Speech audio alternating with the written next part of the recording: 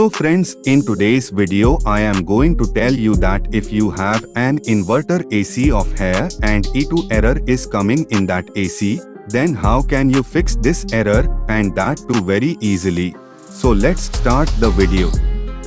If E2 is coming in Haier AC, then it is the error of evaporator sensor. In simple words, it can be called coil sensor.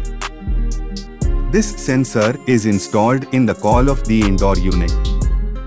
This error can occur in your AC due to three reasons.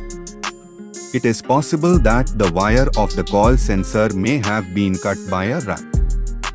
If the rat has cut the wire of the coil sensor, then reconnect the wire. Then this error will be completely fixed. And if the rat has not cut the wire of the coil sensor, and still this error is coming. So you look at the sensor connector in the PCB. This error also occurs due to loose connection. Or even if you remove the connector and reinsert it, this error will be fixed.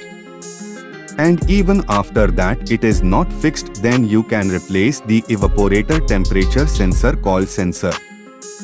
Then this error will be completely fixed. Generally this error occurs due to sensor problem.